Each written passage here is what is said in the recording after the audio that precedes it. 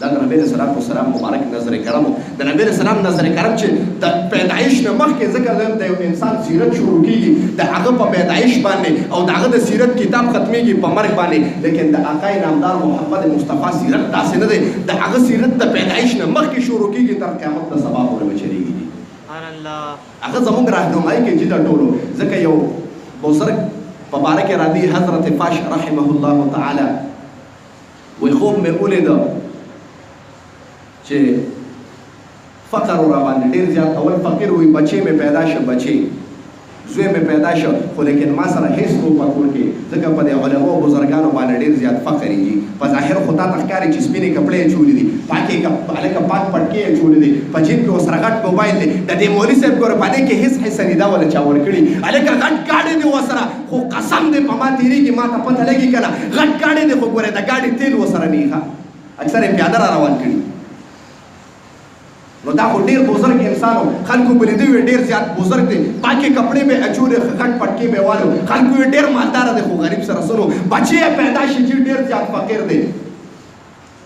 په خپله هم اوږې دی او ماشوم یې پیدا دی هلکه کور والی هم اوږې ده ډېره زیاته اوږې ده د لوږې د وجې نه په سینه کې پی نشته چې ماشوم له ورکړي نو ماشوم هم د لوږې نه چغې وایي بس یو مراقبه یې وکړه خوب یې ولیده چې خوب یې ولیده آقا نامدار محمد مصطفی صلی الله علیه وسلم مبارک به له خوب کې راغی وایي لړ شه پلانکي یو مجوسي دی هغه ته ور وډباوه او ورته وایي چې ما له 100 دیناره راکړه دی چې د خوب نه راپاڅېده د وایي دا څنګه کېدی شي چې یو مجوسي له ده ورته به ورته یم چې زه پلانکي کس رالېږلی خو زموږ پیغمبر مني نه نو زه ورته څنګه یاد کړم ته بیا په بله شپه باندې خوب لیدلی دی اوږې دی چې ډېر زیات نو څه کوي غریب چې بیا یې خوب لیدلی دی نبی علیه السلام مبارک ورته وایي دا سوچونه مه کوه چې مجوسي دی زما نوم ورته واله چې هلکه زه خپل پیغمبر محمد رالېږلی ورته ووایه چې 100 دیناره راکړه دی چې راپاڅېده د آقا نامدار محمد مصطفی صلی الله علیه وسلم مبارک امر دی چې را روان شو ډېر را روان دی مجوسي ته ور وډبو چې څنګه ور وډبو مجوسي لاس کې څه نیولي دی چې لاس کې څه نیولي دی چې دروازه یې کور وکړه ویې کته دا کس یې وپېژنده دا کس یې وپېژنده وایي ته پلان کې وایي ستا په باره کې یو کس راغلی دی ماله نوراني غوندې مخلوق دی رڼا غوندې وه داسې حلیې ده مالې راغلی چې یو سړی به تاله راځي حاجب دی ورته لاس یې ورته کولو کړ دغه بزرګ وایي ما ورته کتیم نه شو ځکه زه به ته 100 دیناره څنګه غواړم چې مالې 100 دیناره راکړه زما د کلام نه مخکې مجوسي شروع شه د لاس نه دینارونه راویسته مالې دینارونه راکړه وایي داسې یو بزرګ راغلی و ده ورته یو حلیې راته ووایه چې حلیې ورته ووایي ده ورته قسم دی دا زموږ آقا نامدار محمد مصطفی دی چې تا له خوب کې راغلی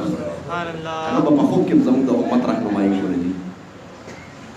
د چې دا ولیدل چې ستاسو پیغمبر ځان سره یې بوته خپل جومات ته یې بوته هلته په جومات کې غسل وکړو ورته ویې کلمه راته ووایه کلمه ویې لا اله الا الله محمد رسول الله دا د نبی علیه الصلاة والسلام مبارک نظر کرم وجي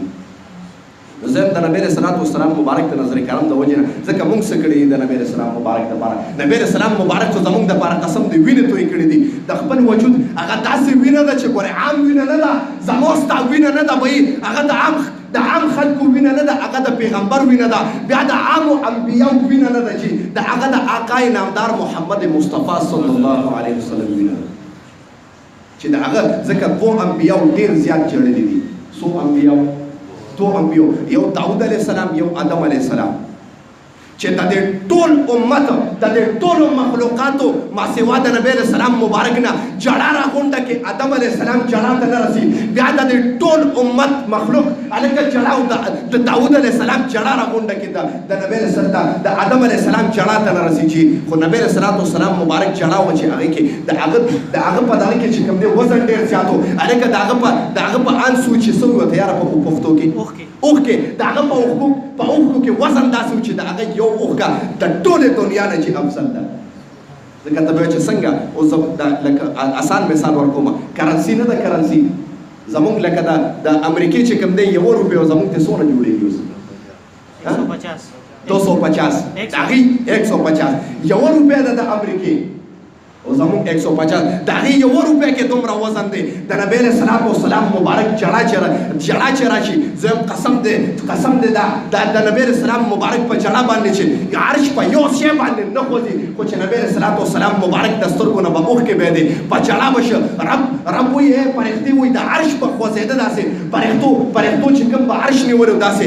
په دعا به یې کوله چې خدایه د عرش سوکړه کوي ای رب به ورته وایي زما محبوب چا په جړه کړی دی خیرې به ورته فرښتو کولې چې قسم دی چا محبوب په جړه کړی دی خدای دې هلاک کړي